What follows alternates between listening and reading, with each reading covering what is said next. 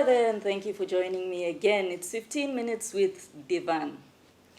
Today I'll be taking my topic straight from a Facebook group that I'm a member of. It's called The Peak of Pleasure for the Married Only. Now, the question came up.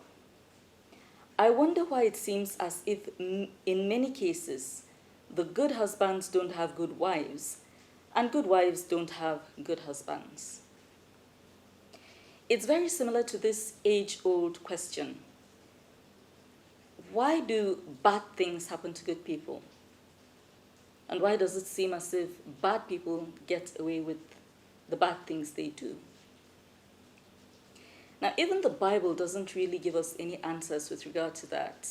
I know that it says somewhere in Psalms that we mustn't envy bad people when they seem to profit out of the bad things they do.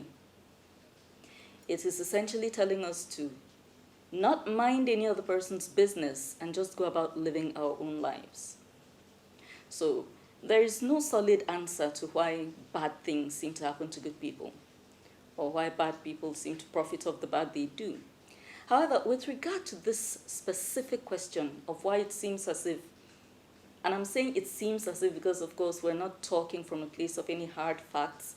It's not as if a conclusive study has been carried out, and we have data pointing toward such conclusions. So it is just based on people's observations that it does look as if good people tend to marry bad people. And the question is, why? And because it is something that I myself have pondered in the past, I decided I'd just go ahead and talk about it today. You see, from my perspective, I think the first and major problem is that most so-called good people, or people who tend to live by moral standards, or try to live by moral standards, let me put it that way, they also tend to be people who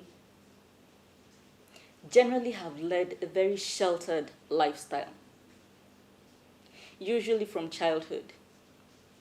There are people who grew up in homes where their parents were overly protective, would always jump in to solve problems for them, never allowed them to encounter any problems and solve those problems by themselves, wouldn't let them make friends with people out there because of this fallacious notion that people out there would poison their children. Now, as a result of this very sheltered lifestyle, many of such people tend to grow up very naive and very gullible. Sometimes they're lucky enough that as they gradually break free of, the kind of home in which they grew up, life knocks a bit of sense into them. They receive a bit of life experiences. They get betrayed here and there, and they wake up. They wake up. For other people, that is not quite the case. They remain gullible. Maybe because by nature, even if they had, received adequate exposure and other kinds of things, maybe by nature they're just gullible people. So they stay gullible. And as a result of being naive, gullible, and possibly coming from a sheltered home, there's so much about human nature that they don't know. They live their life under the fallacy that if they are good, good things will happen to them. And on the face of it, in a fair world, that's exactly what should play out. But we all know that's not the case. Years ago, as a child, I watched Sesame Street. And sometimes when I go back to thinking, when I recall how I used to reason as a child, I realize that I've always been an old soul. At the end of, there was a short story that was told, and the moral of the story was this. It said, if you are good, something good might happen to you. And even as a child, I had a very good grasp of English language. And my entire attention focused on the word might. I noticed they didn't say, if you are good, something good will happen to you, meaning that it is conclusive. The word that was used was might, meaning the fact that you are good doesn't necessarily mean that only good things will happen to you. But then again, I grew up in an era where children were not really encouraged to ask questions. So I didn't get to ask any adult around me what that meant. But those words played in my mind continuously.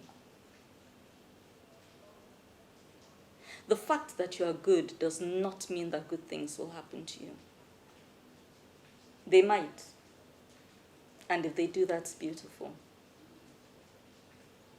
But you see, the very fact that you are good, the fact that you try hard not to hurt others, the fact that you live by a moral code, also means that there are people out there who don't.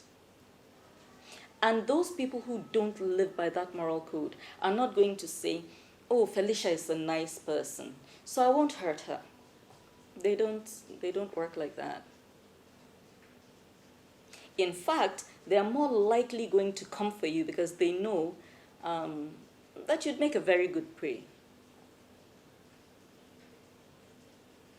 And especially in relationships, the bad people are always on the lookout for the good people because they can control them, they can tame them, they can subdue them, they can subjugate them, they can make them miserable. Most so-called bad people don't ever willingly want to be yoked to a similarly bad person because they know that the playing field will not favor them. And usually these bad people are looking for people that they can subjugate. So if you're a good girl, and I keep using the word in quotes because good and bad are pretty subjective. But if you're the kind of person who tries to live by a moral code, who has a strong sense of right and wrong, who tries to live by a code of justice, fair play, and so on and so forth, remember that as you're going into the relationship field, the bad guy is looking for you just as much as the good guy. And chances are much higher that it's the bad guy that will get you. Because another thing that's common with such people is they tend to be a bit, romantic in their way of viewing life, not very realistic, not very practical. Oh, what's meant for me will come to me. The patient dog eats the fattest bone. They live by these philosophies. And then things keep passing them by. But you see the bad guy, he's not willing to wait for any bone to do anything. He's not a patient dog. He's not ready for that guy. He goes out there and he hustles and gets what he needs to get. The typical bad guy is a go-getter. And if he's coming for you and a good boy is coming for you, chances are much better that the bad guy will get you. Because the good guy will be there doing his normal good things. If she likes me, I don't even have to toast her. Nowadays there's an entire school of thought of men who feel that they don't need to toast women. If a woman likes them, she should make the first move and all that kind of crap. The typical bad guy, he might not even be trying to marry you. He probably just wants to have a good time and go on his merry way, yeah? But he will pull out all the stops. One, he doesn't like losing. That's the first thing. Two, He believes that if he wants something, he's entitled to it. So he'll cut corners, he will tell lies, he will steal, he will pretend, he will become a whole different persona. You don't date the bad guy because he was bad when he came to you. You date him because despite his badness, he was so good to you. He was kind to you. He was talking to you in a nice way. He treated you like a queen, not even princess. Your word was bond. He wouldn't make a move without seeking your advice. He made you feel like you were walking on air. That was why you followed him. You knew about his badness, yes, but you felt as if that's something that's reserved for lesser mortals, not you, that he has already shown you how marvelous and perfect you are to him. Certainly, he would never turn those claws on you. And then you marry him and you discover that it's actually not two people. It's just one person. And the whole other thing he was presenting to you was a lie. I'm talking from the perspective of women. But you'll find that some of what I'm saying here will also apply to the so-called good guys.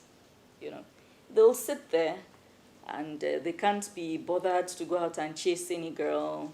They sent one girl they liked a text 2 or 3 times and she didn't reply warmly enough, so they gave up. And besides, they're always very busy anyway. Then one girl we know they sent that has noticed that this one agbefu. Knows that if she just puts in a little extra work, she will secure the ring. She steps forward, turns herself into everything he thinks he wants in a woman. And within a year, they're already signing the dotted lines and everything. Until she enters the house.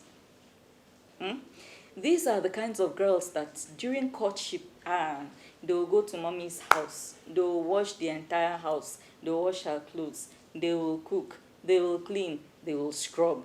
They have an agenda. If she's sick and she's hospital, they are not moving an inch. They are there. I'm not saying that all women who do this are bad. Not at all. But I am saying that it's one of the strategies the so-called bad people use. So it's up to you to deploy your sense of discernment. Be careful. Read between the lines. Is this person... Observe how the person interacts with other people too. Not just you. What is the person's track record? When it's not good to always judge people by their history, but their history gives you some insight into what they're capable of. Because some people don't change at all. Some do. They come to the realization that, this lifestyle I've been living, pay government, I've attained full maturity. It's time for me to, sit up and be a better person. And so, yeah, they exist. But other people, having a glimpse at their history gives you an idea of the kind of thing the person is capable of. Except if you're lucky and the person has genuinely taken a departure from that lifestyle. So, with regard to the question of why do good people wind up married to bad people, I think that the answers are all there. One, most of them come from very sheltered backgrounds, which results in them being extremely gullible, which also results in them tending to be naive. The belief in certain fallacies that if you are good, if you're a good person, you automatically attract good things into your life. And of course, the tendency to have a victim mentality. I'm sure I don't have all the answers. Nobody does. But after sitting down and giving it some thought, these are the answers that came to my mind. I could be wrong.